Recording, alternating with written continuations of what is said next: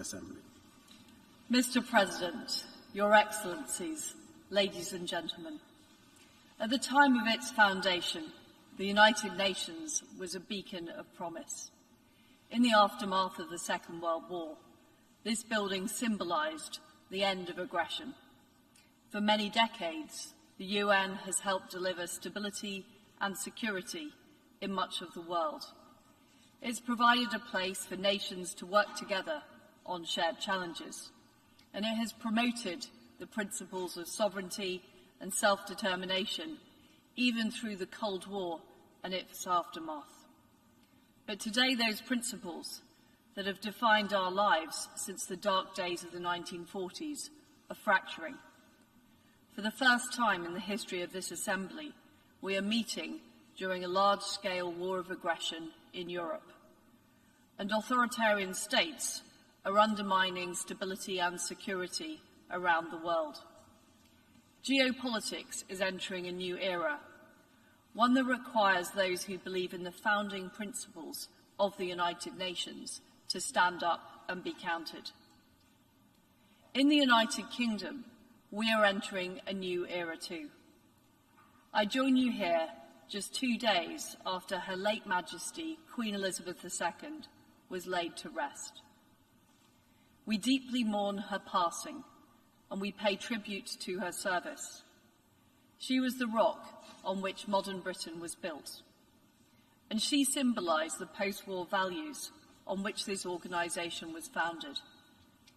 Our constitutional monarchy, underpinned by a democratic society, has delivered stability and progress. Her late Majesty transcended difference and healed division.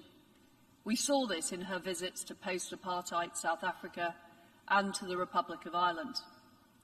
When she addressed this General Assembly 65 years ago, she warned that it was vital not only to have strong ideals, but also to have the political will to deliver on them. Now we must show that will. We must fight to defend those ideals, and we must deliver on them for all of our people. As we say farewell to our late Queen, the UK opens a new chapter, a new Carolean age, under His Majesty, King Charles III. We want this era to be one of hope and progress, one in which we defend the values of individual liberty, self-determination, and equality before the law. One in which we ensure that freedom and democracy prevail for all people, and one in which we deliver on the commitments that Her late Majesty the Queen made here 65 years ago. This is about what we do in the United Kingdom and what we do as member states of the United Nations. So today, I will set out what steps we are taking at home in the UK and our proposed blueprint for the new era we're now in, the new partnerships and the new instruments that we need to collectively adopt. Our commitment to hope and progress must begin at home, in the lives of each of every citizen that we serve. Our strength as a nation comes from the strong foundations of freedom and democracy. Democracy gives people the right to choose their own path, and it evolves to reflect the aspirations of citizens. It unleashes enterprise, ideas and opportunity, and it protects the freedoms that are at the very core of our humanity. By contrast, autocracies sow the seeds of their own demise by suppressing their citizens. They are fundamentally rigid and unable to adapt. Any short-term gains are eroded in the long term because these societies stifle the aspiration and creativity that are vital to long-term growth. A country where artificial intelligence acts as judge and jury, where there are no human rights and no fundamental freedoms, is not the kind of place anybody truly wants to live. And it's not the kind of world that we want to build. But we cannot simply assume that there will be a democratic future. There is a real struggle going on between different forms of society, between democracies and autocracies. And unless democratic societies deliver on the economy and the security that our citizens expect, we will fall behind. We need to keep improving and renewing what we're doing for this new era, demonstrating that democracy delivers. As Prime Minister of the United Kingdom, I'm determined that we will deliver the progress that people expect. I will lead a new Britain for a new era. Firstly, this begins with growth and building a British economy that rewards enterprise and attracts investment. Our long-term aim is to get our economy growing at an average of 2.5%. We need this growth to deliver investment around our country, to deliver the jobs and high wages people expect, and to deliver public services like the National Health Service. We want people to keep more of the money they earn so they can have more control of their own lives and contribute to the future. Secondly, it means securing affordable and reliable supplies of energy. We are cutting off the toxic power and pipelines from authoritarian regimes and strengthening our energy resilience. We will ensure that we can't be coerced or harmed by the reckless actions of rogue actors abroad. And we will transition to a future based on renewable and nuclear energy, while ensuring the gas used during that transition is from reliable sources, including our own North Sea production. We will be a net energy exporter by 2040. Thirdly, we're safeguarding the security of our economy, the supply chains, the critical minerals, the food, the technology that drive growth and protect the lives and health of people. We won't be strategically dependent on those who seek to weaponise the global economy. Instead, we're reforming our economy to get Britain moving, and we want to work with our allies so we can all move forward together.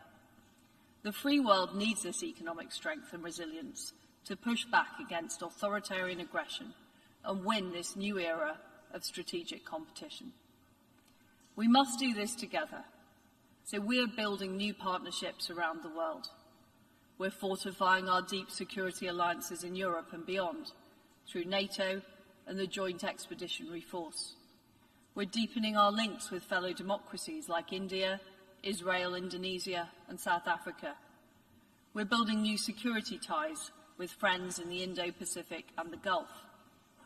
We've shown leadership on free and fair trade, striking trade agreements with Australia, New Zealand and Japan and many others, and we're in the process of acceding to the Trans-Pacific Partnership. Rather than exerting influence through debt, aggression and taking control of critical infrastructure and minerals, we are building strategic ties based on mutual benefit and trust. And we're deepening partnerships like the G7 and the Commonwealth. We must also collectively extend the hand of friendship to those parts of the world that have too often been left behind and left vulnerable to global challenges. Whether it's the Pacific or Caribbean island states dealing with the impact of climate change, or the Western Balkans dealing with persistent threats to their stability. The UK is providing funding, using the might of the City of London and our security capabilities to provide better alternatives than those offered by malign regimes. The resolute international response to Ukraine has shown how we can deliver decisive collective action. The response has been built on partnerships and alliances, and also on being prepared to use new instruments, unprecedented sanctions, diplomatic action, and rapid military support. There's been a strength of collective purpose. We've met many times, spoken many times on the phone, and we've made things happen. Now we must use these instruments in a more systematic way to push back on the economic aggression of authoritarian regimes. The G7 and our like-minded partners should act as an economic NATO, collectively defending our prosperity.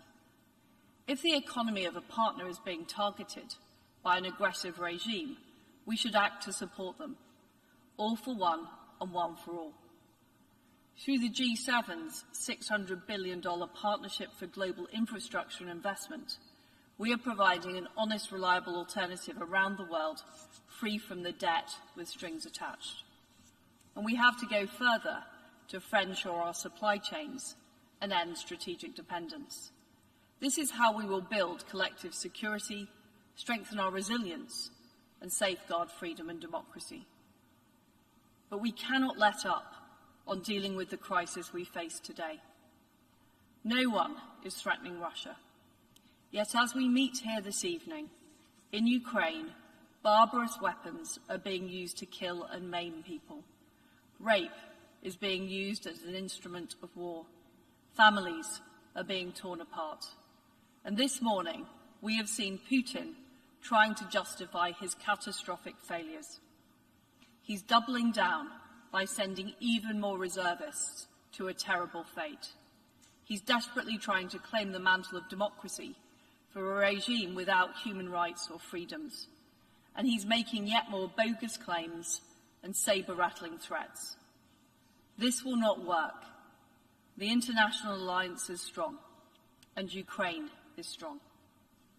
The contrast between Russia's conduct and Ukraine's brave, dignified First Lady, Elena Zelenska, who's here at the UN today, could not be more stark.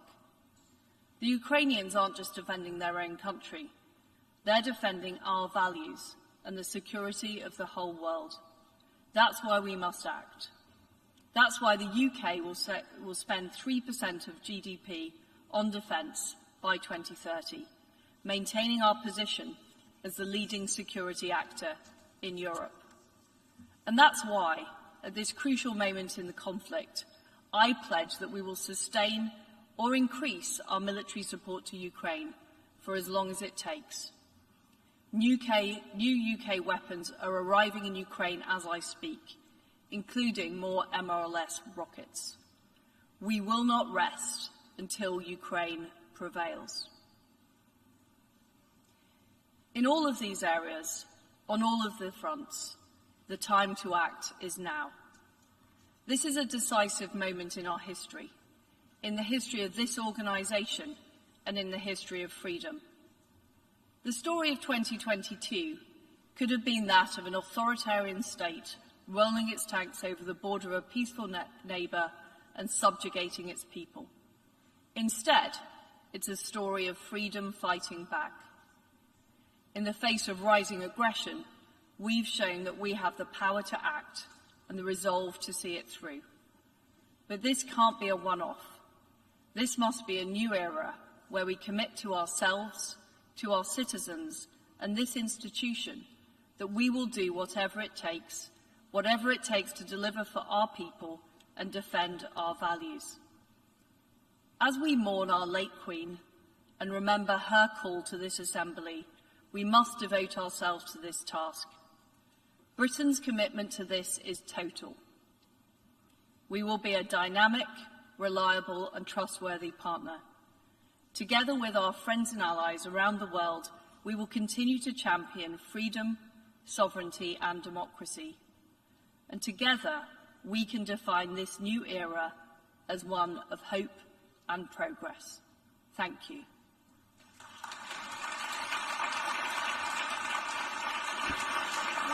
On behalf of the Assembly, I wish to thank the Prime Minister and First Lord of the Treasury of the United Kingdom of Great Britain and Northern Ireland for the statement just made, and I request protocol to escort Her Excellency. We have heard the last speaker in the general debate for this meeting. We will continue the general debate tomorrow at 9 a.m. in this hall.